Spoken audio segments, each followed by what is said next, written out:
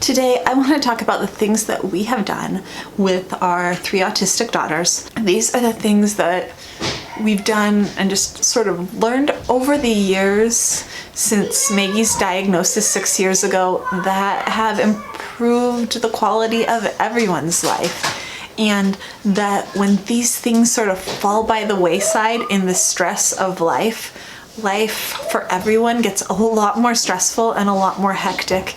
And we have more meltdowns.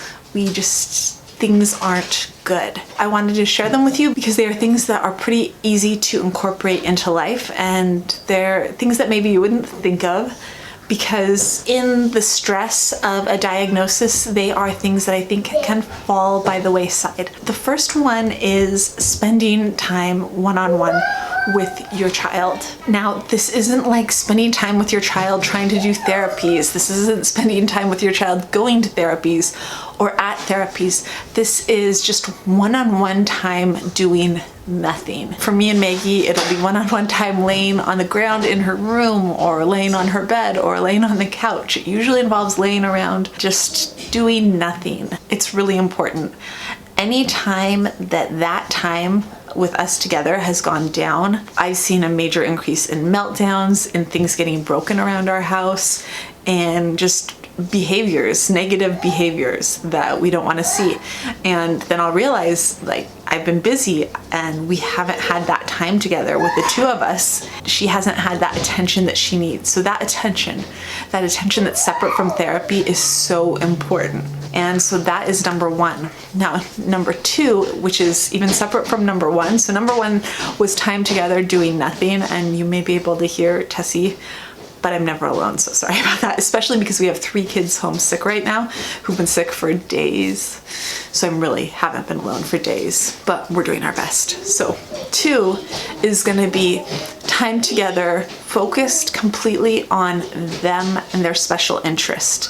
Now, if they are too little and don't clearly have a special interest, this can be a great time for imitation, which is a lot of times it can be imitating what they're playing. Like if they pick up a toy, you pick up a toy and use it in the same way or make a similar sound, as long as it's a behavior that you want to encourage, or maybe more importantly, a behavior that you don't want to discourage, then you can imitate it. I can't overstate this enough. It can be a really amazing experience. Maggie was 3 the first time I started imitating her because of a program that we were in, that the first step of it was imitation. She was playing, I was supposed to imitate her, and I started imitating her really animatedly and imitating the sounds she was making, and she just stopped what she was doing and she ran over and hugged me and just stared at my face. It was amazing. So that's kind of a 2-part.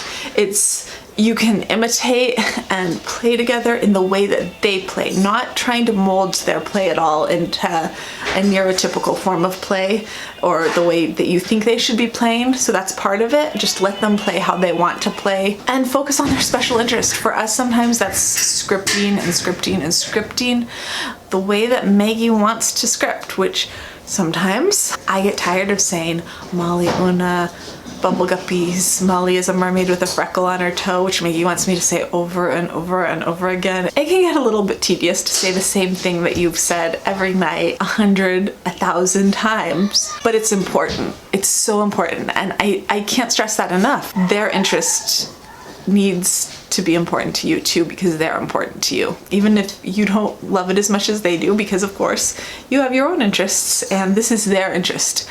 Show an interest in it like you would with any of your kids, because it's important and it's something that you can bond over. And so that is number 2. Number 3, this is really important, and this is look for the good.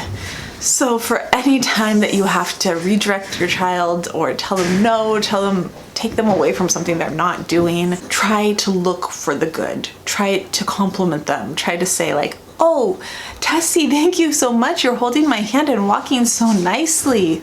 Oh, look at that, Maggie. I love how your room looks so nice today, because you didn't flip over your mattresses 25 times.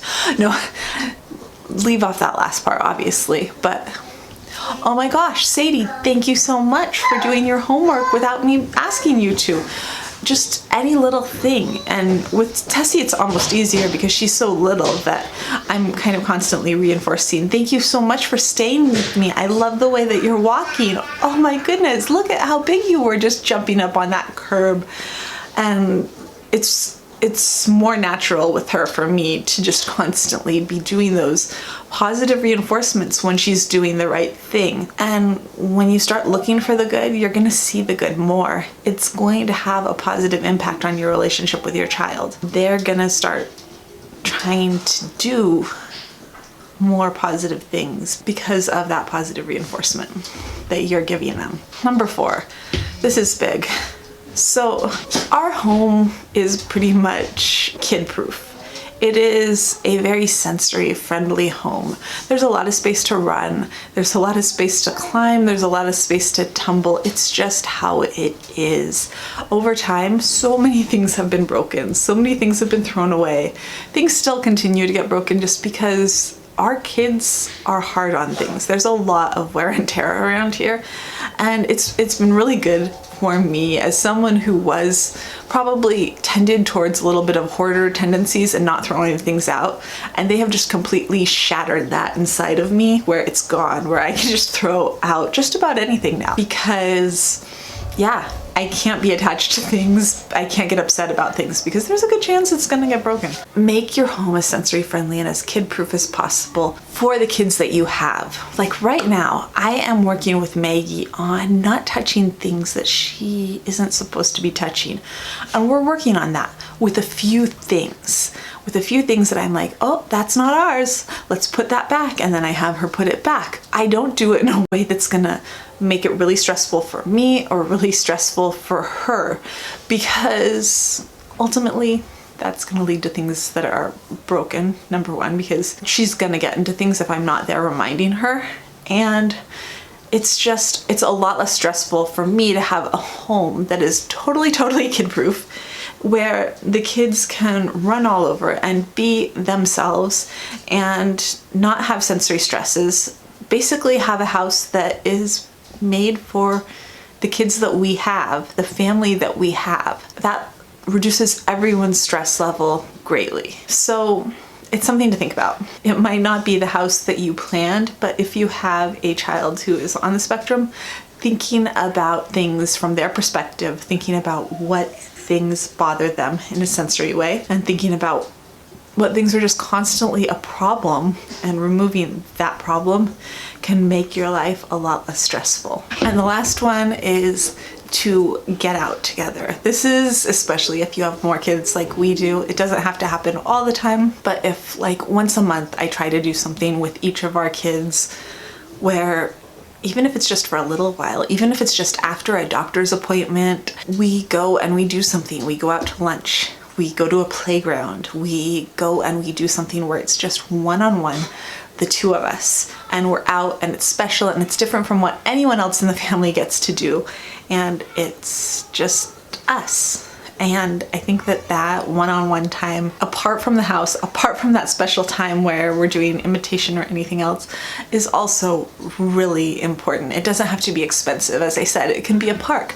But the times where I've surprised Maggie and we've just gone to the park, or even just with Maggie, it can even just be going to Walmart and walking around and looking at the Bubble Guppy toys in the toy section. I mean, Patrick's actually pretty thrilled about doing that too. Just little things like that number 1 can be great practice in doing outings into the community, but also, and this one's probably more for families with, as I said, with more than one kid, but also just gives them that little extra one-on-one time that also makes them feel special, can be really important. So those are the things that we've done that have really improved the quality of living for our entire family. When we are regular with them, when we stick to them and remember them and don't start slipping and getting stressed.